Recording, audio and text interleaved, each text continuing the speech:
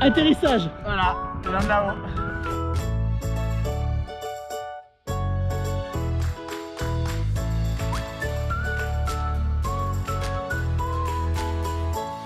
Alors dans un road trip, il se passe plein de choses. Il y a des bonnes nouvelles et des mauvaises nouvelles. Et aujourd'hui, c'est une mauvaise nouvelle, voire une très mauvaise nouvelle.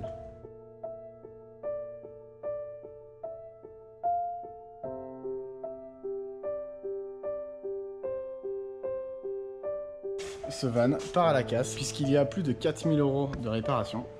Je n'ai même pas eu le temps de te le présenter que il est déjà mort. Ouais. Je vais passer les détails techniques, mais ce van a rendu l'âme, je n'avais plus de frein, tout était rouge, tout a explosé, enfin c'était une grosse galère. Et voilà, donc j'ai passé 2 heures à le désosser ce matin, donc il est tout vide et tout défoncé.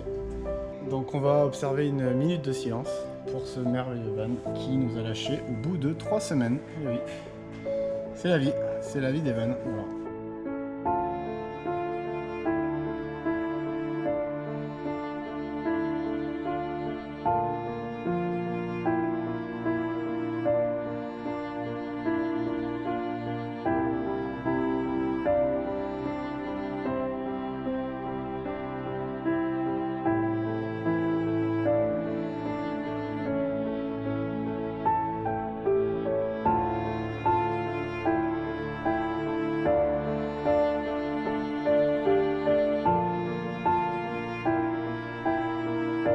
Il était beau, hein.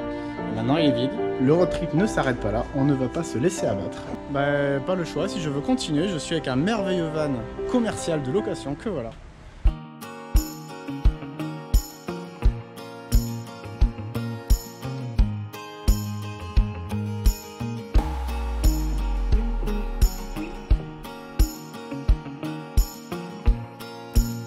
Les plages sont magnifiques. Est-ce que tu es prêt? Hein? Est-ce que tu es prêt pour la vue? Regarde.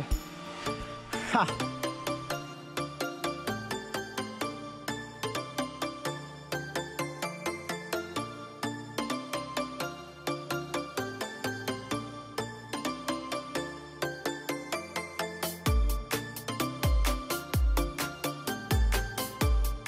Ça y est, c'est la jungle là.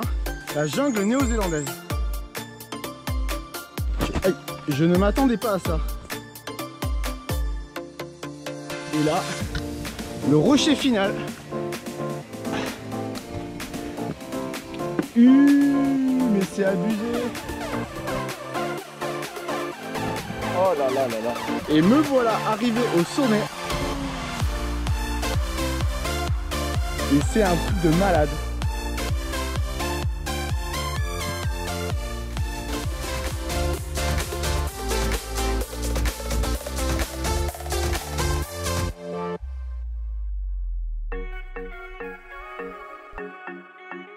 Alors tu sais ce qui est impressionnant en Nouvelle-Zélande, c'est que tu peux être en train de te balader dans la forêt comme ça, au milieu des pins, lorsque tout à coup, eh bien tu arrives sur une plage absolument stylée, comme celle-là. Voilà. Je ne résiste pas à l'envie d'aller me baigner. Alors l'eau doit être très froide, mais on va quand même aller se baigner dans le Pacifique. Voilà. Alors il est possible que je le regrette.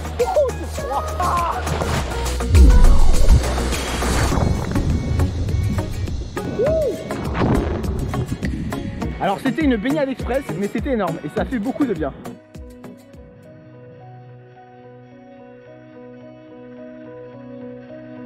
Alors depuis l'Asie, ça fait longtemps qu'on n'avait pas fait de grotte. Je sens que ça te manquait. Donc aujourd'hui, petite grotte. Mais attention, pas n'importe quelle grotte. Tu vas voir.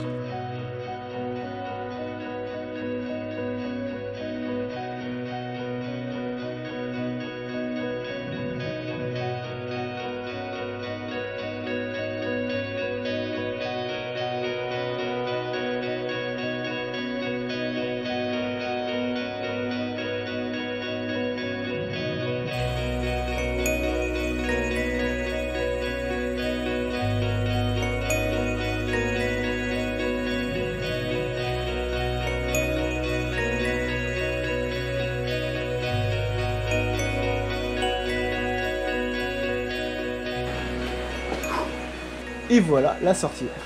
Alors, impressionnant, c'est verluisant. Alors c'était une expérience extraordinaire. Et sauf qu'il y a 3 grottes. Donc, on va voir la suite. Alors j'ai peut-être raté la grotte puisque je me retrouve dans un champ de vaches. Voilà. Je ne sais pas. Bonjour les vaches. Je ne vais pas te prendre ton herbe, ne t'inquiète pas. Alors le champ de vaches se traverse très bien. Middle Cave, regarde, c'est par là.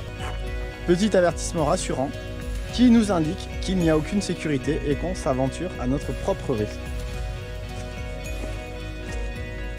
En tout cas, le décor est excellent. Genre c'est ça l'entrée de la grotte.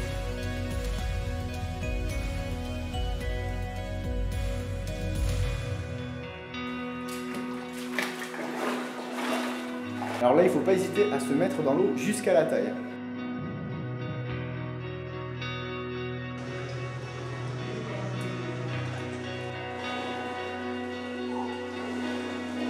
C'est flippant et l'eau est glaciale. Là, il ne vaut mieux pas perdre les clés du van, sinon je suis foutu. Voilà. Donc ça, c'est le seul truc à faire attention. Sans trop éclairer, voilà ce que ça donne. Là, il y en a deux. C'est comme un ciel étoilé. Là, il y en a quelques-uns. Et donc pour la petite infoculture, ce sont grâce à ces petits filaments qui pendent que les vers luisants se nourrissent dans la grotte. C'est un peu comme une toile d'araignée.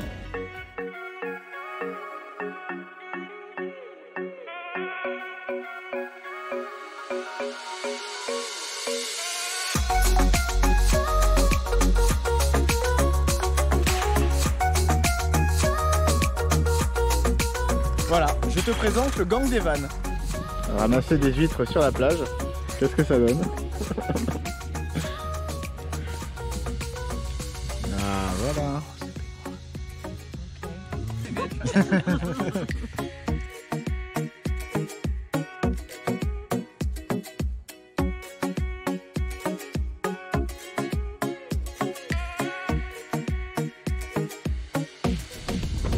La dernière partie est périlleuse.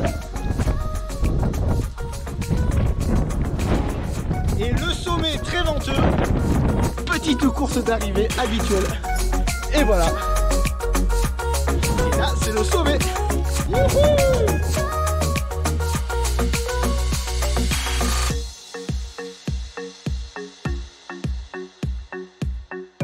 Allez, le buzzer d'arrivée pour Niki.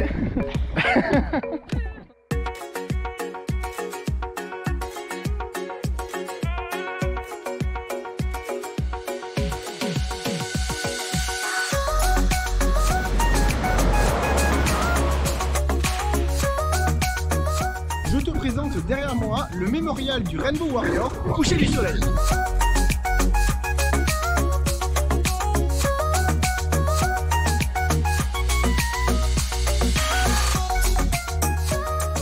Bienvenue dans la baie des îles et particulièrement à Paia.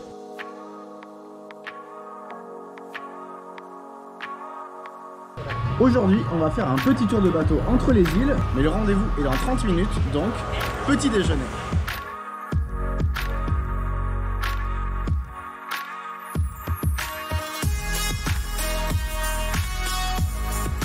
Bienvenue sur Motuaruya Island. C'est une île et une plage historique ici en Nouvelle-Zélande, mais que s'est-il passé? Pour la petite histoire, c'est sur cette plage qu'a débarqué James Cook en 1769 lorsqu'il a découvert la Nouvelle-Zélande. Il est arrivé avec ça. Bon alors par contre, quand il a débarqué sur cette île, ça ne s'est pas très bien passé puisqu'il y avait environ 300 Maoris qui habitaient l'île et qui l'ont encerclé. Qu'est-ce qu'il a fait pour ne pas se faire tuer? Eh bien tout simplement, il a tracé une ligne sur le sable et il leur a dit que si ils franchissaient la ligne, ils allaient ouvrir le feu. Les Maoris ne parlant pas anglais, ils ne se sont pas compris et bam! Le combat n'était pas très égal puisque les Maoris n'avaient pas d'armes à feu et donc pour prouver aux tribus Maoris qu'ils venaient en paix, eh bien il les a tous soignés. Il les envahit, il les attaque et il les soigne. Il est très sympa ce James Cook. Voilà, ça s'est passé ici en 1769. Alors en réalité, c'est le Hollandais Abel Tasman qui a été le premier à découvrir la Nouvelle-Zélande en 1643. Mais il a eu peur du haka des Maoris, alors il est parti très vite. Et c'est 126 ans plus tard, en 1769, que James Cook est arrivé et a dit « Mon précieux Et alors ce qui est fou dans cette histoire, c'est qu'au même moment, un Français, Jean-François de Surville, a dérivé dans les courants du Pacifique et s'est retrouvé sur les côtes néo-zélandaises en même temps que James Cook sans le savoir. James Cook d'un côté et Jean-François de Surville de l'autre accostent à des endroits différents de la Nouvelle-Zélande. L'histoire raconte qu'ils se seraient même croisés, mais il y avait tellement de brouillard qu'ils ne se sont pas vus. Pendant que James Cook essayait d'établir un contact avec les Maoris, eh bien Jean-François, lui de son côté, a capturé un chef de village et s'est échappé avec de peur des représailles. Et il n'est jamais revenu. Il est même mort avec tout son équipage au large du Pérou, donc il n'a servi à rien. Voilà, tout ça pour dire que si Jean-François n'avait pas déconné, la Nouvelle-Zélande aurait pu être française. À présent, me voilà sur la plus grande île de Bay of Island qui s'appelle Uru Puka Puka. Alors Uru Puka Puka en maori, c'est très simple. Uru, ça veut dire grand, Puka, ça veut dire arbre, Puka Puka, ça veut dire beaucoup d'arbres. Donc Uru Puka Puka, c'est la grande île avec beaucoup d'arbres. Alors moi j'aurais plutôt appelé ça l'île aux moutons, puisqu'il y en a partout. Regarde. Bonjour, ça va? Ouais, on se connaît. On va même d'ailleurs leur rendre visite. Énorme. Les moutons de Nouvelle-Zélande. Hop, hop, hop, hop, hop, hop, hop. As-tu déjà vu des moutons courir? Qu'est-ce que ça fait si on court au milieu des moutons? Faisons l'expérience. Dispersion.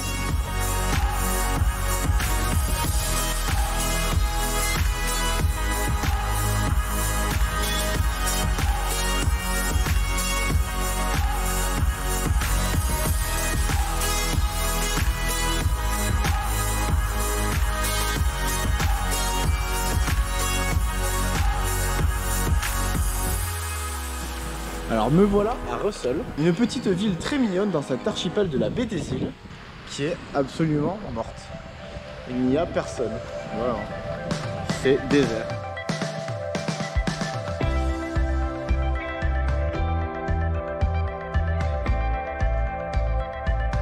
Alors il y a des bâtiments coloniaux un petit peu partout.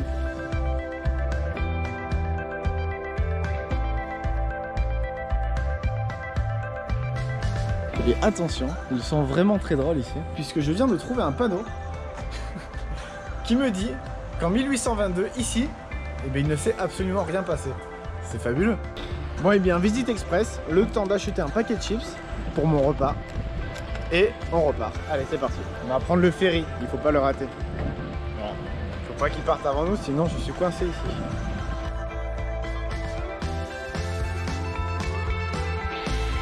Alors quand il pleut c'est pénible, mais ça peut être très sympa parce que regarde, on voit des arcs-en-ciel. C'est génial. Attention, je vais passer sous l'arc-en-ciel. Je vais peut-être voir des licornes.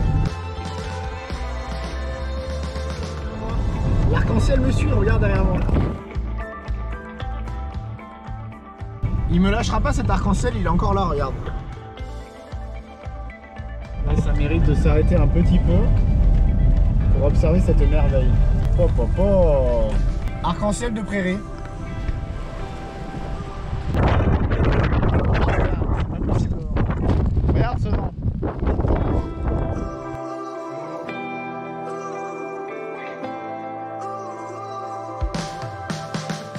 Alors j'ai une très mauvaise nouvelle pour toi, au risque de te décevoir, mais crois-moi, je suis le premier à être déçu. Je suis au pied de l'arc-en-ciel. Il n'y a pas de licorne. J'ai fait tout ce chemin jusqu'à l'autre bout du monde pour m'apercevoir qu'il n'y a pas de licorne au pied des arcs-en-ciel. Et non, qu'est-ce qu'il y a autour? Eh bien, il y a des pintades et des vaches. Je suis déçu. Aujourd'hui, petite promenade forestière sous la pluie. Contrôle surprise, j'espère que tu as bien révisé tes cours de biologie. À commencer par le principal, qu'est-ce qu'un kaori?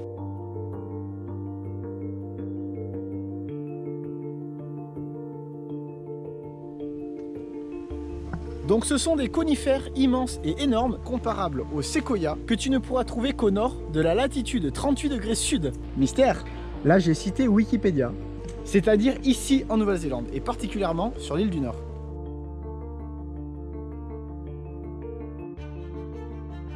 Alors ça se prononce aussi kauri, les deux appellations sont tolérées, mais moi j'ai choisi kaori, voilà, c'est comme ça.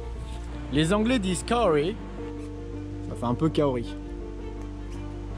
Et les Maoris disent Cody. Voilà, ça n'a absolument rien à voir. Donc je pense que nous, les Français, on dit un peu ce qu'on veut. Comme ça, tout le monde est content. Par contre, il ne faut pas confondre avec le poulet au curry. Hold up. Hey. Alors de son nom latin Agathis australis, tu n'es pas sans savoir qu'il fait partie de la famille des Araucariacées. Alors non, je ne te dirai pas combien de fois j'ai dû répéter ce mot. Je te présente une famille de kaori.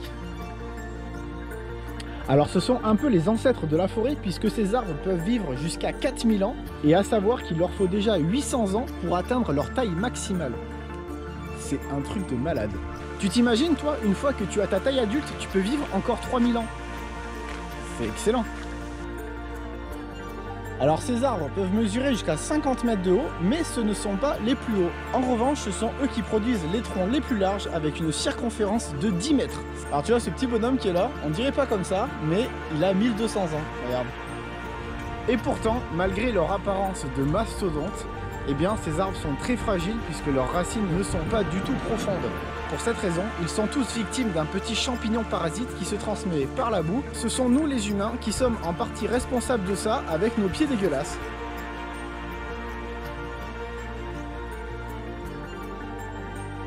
Donc, qu'est-ce que font les Néo-Zélandais pour protéger leur forêt et préserver les kaori millénaires? Eh bien tout simplement, ils installent des stations de lavage de pieds à l'entrée des forêts.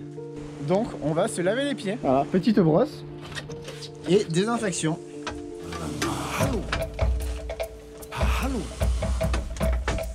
Donc pour toutes ces raisons-là et d'éviter de propager ce champignon maléfique, il faut se désinfecter les pieds et rester sur le chemin. Voilà. Et à présent, on va voir le kaori le plus vieux et le plus gros de la Waipua Forest. Depuis tout à l'heure, je marche et je me dis, mais bon sang, il est où cet arbre? Je ne le vois pas. Il est là. Je te présente Tane Mauta.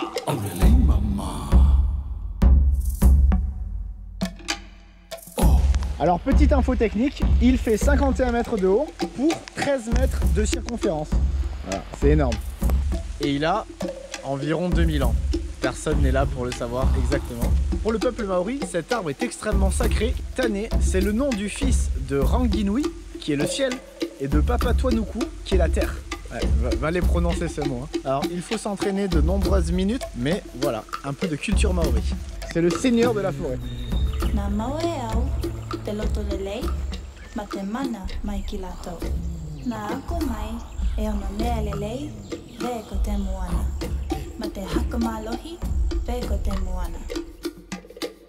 Et moi je fais tout petit avec, mais par contre là il pleut donc je vais m'en aller. Au revoir. Il y avait deux kaori bien distincts et avec le temps ils ont tellement grossi qu'ils n'avaient plus de place qu'ils ont dû ne faire plus qu'un et devenir jumeaux. Ils ont formé ce qu'on appelle un kaori siamois.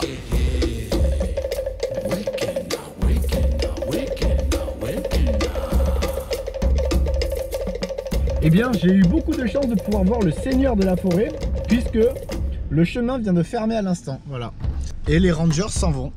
Donc, c'est une chance extraordinaire. Pour la peine, je vais manger des noix de cajou. Voilà. Bon, eh bien, cette journée commence extrêmement bien. Puisque j'ai crevé. Voilà. Je ne sais pas comment. Je suis arrivé hier, ça roulait très bien. Soit c'est un sabotage dans la nuit, soit c'est une crevaison lente. Bref, c'est relou. Maintenant il faut changer un pneu comme si j'avais que ça à faire. Super. Première étape réussie. Maintenant il faut dévisser la roue qui est dessous. Et ça c'est moins fun. Et voilà, c'est réparé. Avant et après. C'est mieux quand même. Je pense que j'ai vraiment pas de chance avec ce road trip, mais on ne se laisse pas abattre. Alors bien sûr, la seule station-service de la ville n'a pas d'air comprimé pour regonfler mon pneu, donc j'ai été obligé de me faire 20 km de plus pour arriver ici, dans cette petite station-service. Mais finalement, c'est une bonne chose puisqu'on a vérifié mon pneu crevé et c'est pas une petite crevaison puisque, voilà, j'avais ça dans mon pneu. C'est un truc de fou quand même. Et ils sont en train de le réparer. Comme ça, j'ai un autre joker pour recrever une deuxième fois. Et au moins, en attendant que mon pneu se répare, je peux profiter des magnifiques motos et voitures de collection qu'a ce monsieur. Bon voilà, tout est réparé et avec ces bêtises, j'ai perdu 2 heures. Mais c'est pas grave, puisqu'il y a un temps pourri. Alors sans le soleil, c'est moins stylé, mais c'est quand même très sympa. Ça donne une petite atmosphère mystique. Alors là, si on est chaud, on a 3 heures de marche avec 10 km le long de la côte. Mais je te laisse y aller en premier et on s'attend ici, d'accord?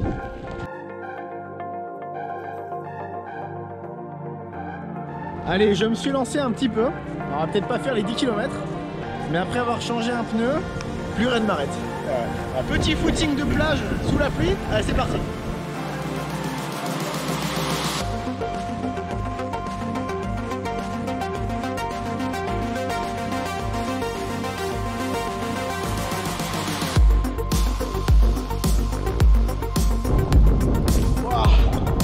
Alors là, le vent, ça tabasse. Quand il pleut, voilà, c'est moins sympa.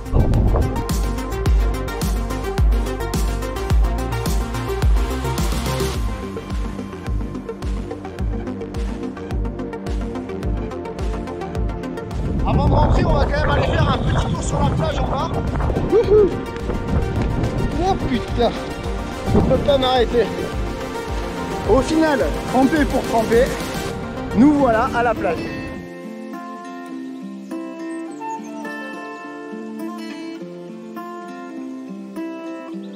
Franchement, il y a pire, hein. Regarde, il y a même des petits canyons de plage. Et on va faire un saut de biche par-dessus le canyon. Tu es prêt? C'est parti.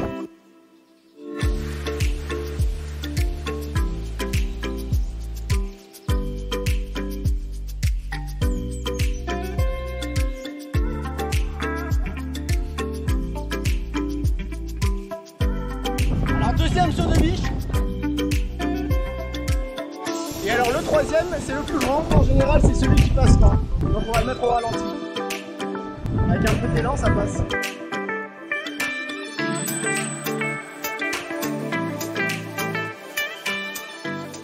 Alors attention, on va aller voir nos amis les mouettes au bout du rocher.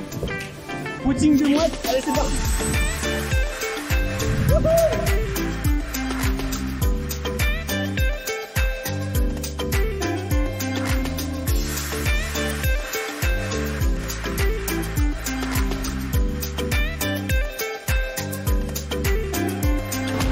Avec les mouettes, ça y est, le soleil est vraiment là et c'est de suite beaucoup plus joli. Regarde.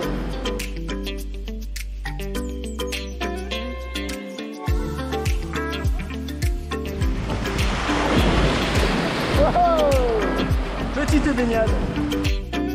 Alors je viens de voir un truc extraordinaire dans un rocher. Il y a écrit Tom. Comment faire quand on est sur un rocher encerclé par l'océan?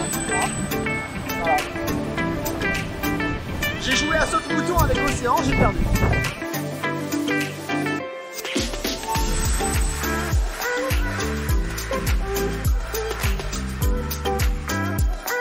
C'est quand même mieux avec le ciel bleu, non?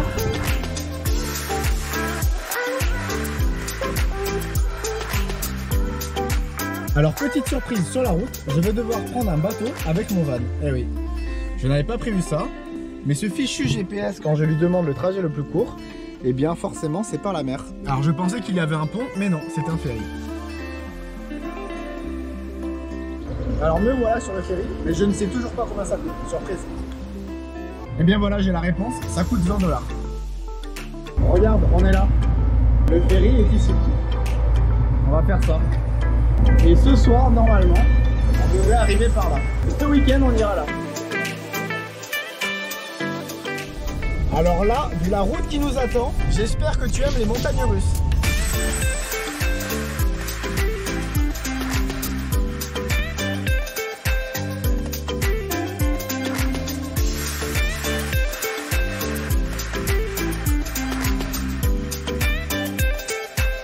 Gad Elmaleh avait raison. Avec cette fameuse question existentielle à laquelle il fallait trouver absolument une réponse. Where is Brian? Eh bien tout simplement, Brian is in the kitchen. Alors je n'ai plus rien à manger, il faut aller faire des courses. Et c'est le moment de te présenter mon supermarché favori, le supermarché des pauvres, Pack and Save.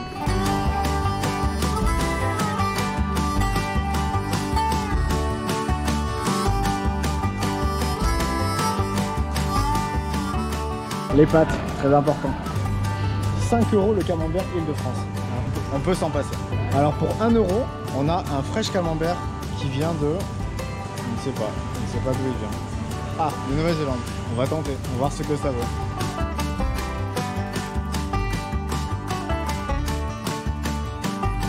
Attention, on arrive dans mon rayon préféré pour l'apéro de ce soir. Allez, c'est parti. Ah, alors lui, je le connais très bien. Le Clair Valley, c'est un Shiraz d'Australie et il est excellent. Qui m'a bien aidé pendant le confinement. Et avec celui-là, un petit Merlot de Nouvelle-Zélande, Music Bay, voilà, aussi une valeur sûre. Alors là, on a de quoi se faire un bon apéro. Regarde.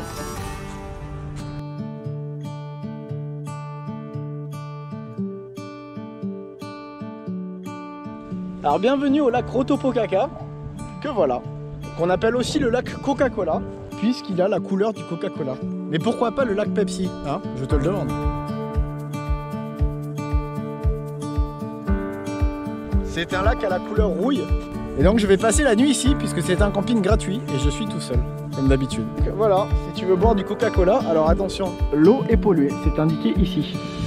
Alors petite info totalement inutile, mais je viens de me rendre compte que le nom du lac a changé. Je sais pas pourquoi. Il y a écrit lac Rotopokaka. On est d'accord? Eh bien non, officiellement, le lac c'est normalement Rotopokaka. Avec la même photo. Lac Rotopokaka.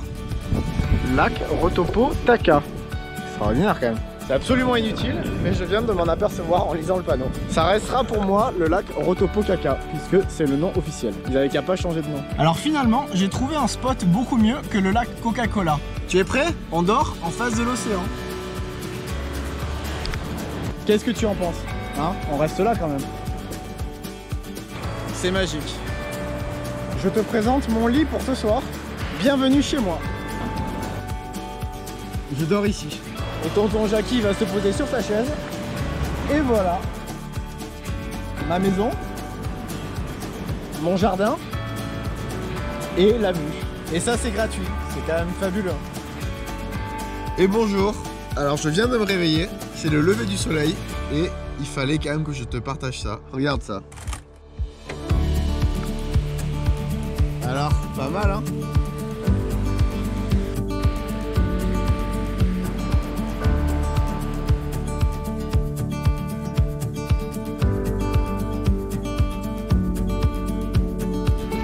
Sur 90 Mile Beach, la plage la plus célèbre de Nouvelle-Zélande. Elle devrait s'appeler 90 km Beach puisqu'elle fait 90 km et pas du tout 90 miles. Ils n'ont pas réussi à faire la conversion, mais c'est pas grave, 90 Mile Beach c'est plus joli. Il n'est pas conseillé de s'y aventurer si tu n'es pas équipé de 4 roues motrices, sinon voilà ce qui peut t'arriver. Alors il y en a qui ont eu des sacrées galères. Il y a beaucoup de vent. Au final, c'est une plage comme une autre et elle n'a pas beaucoup d'intérêt. Elle n'est même pas très jolie. Voilà, elle n'est même pas du tout jolie cette plage. Et bienvenue sur une plage de 90 km de long. On a la même chose dans les Landes. C'est pareil.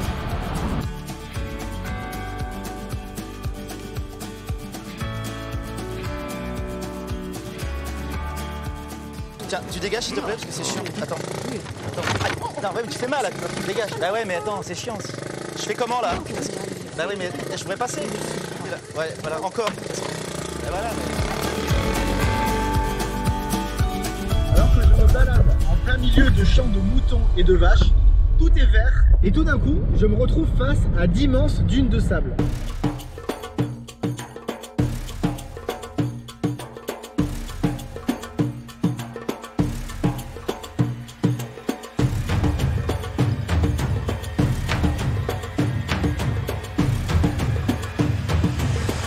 Bonjour, bienvenue au Sahara.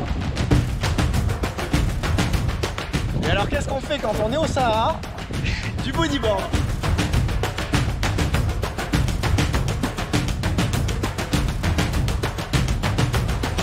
Mais où sont les chameaux, hein? Je te le demande, c'est une grosse arnaque. Un désert sans chameaux, j'avais vu ça.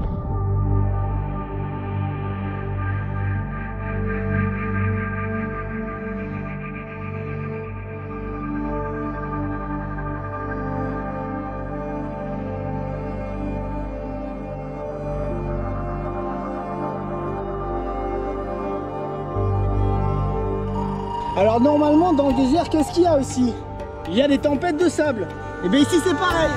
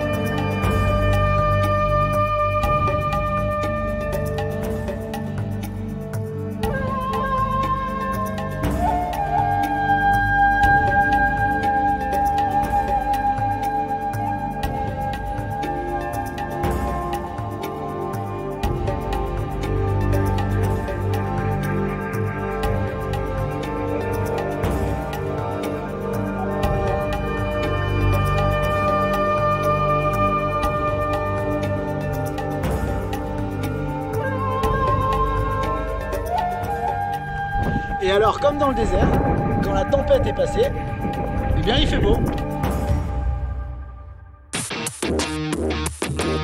Je sens que je vais m'exploser. Attention.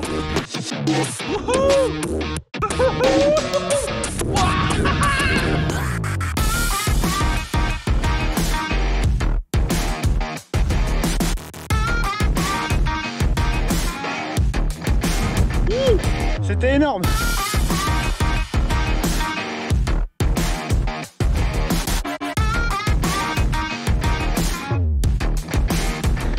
Le plus dur maintenant, c'est de remonter.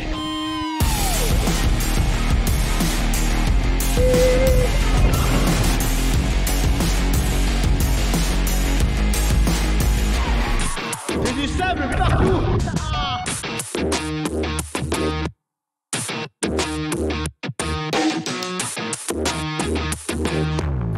Atterrissage énorme. Au revoir les dunes.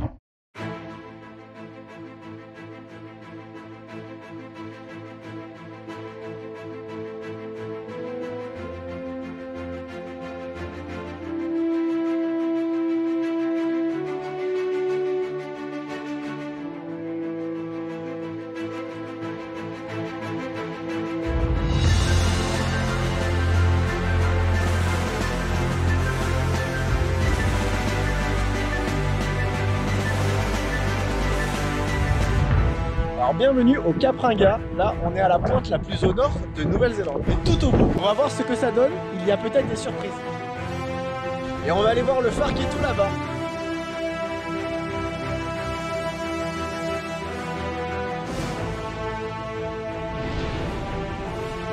Et alors là, on arrive à un point très intéressant, la petite surprise que je te réservais. Alors à ton avis, qu'est-ce que c'est? Mystère? Non, ce ne sont pas des baleines qui font de la mousse, eh bien ce sont des vagues. Eh oui, ça t'étonne hein?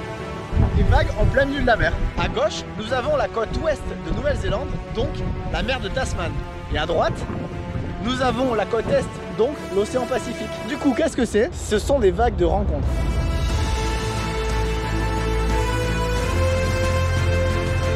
Et tu vois, cette rencontre est tellement magique qu'il y a un arc-en-ciel pour célébrer ça. Extraordinaire. Et alors, dans la culture maori, ce Cap Ringa est vraiment très important puisqu'il est le point de départ des âmes vers l'au-delà.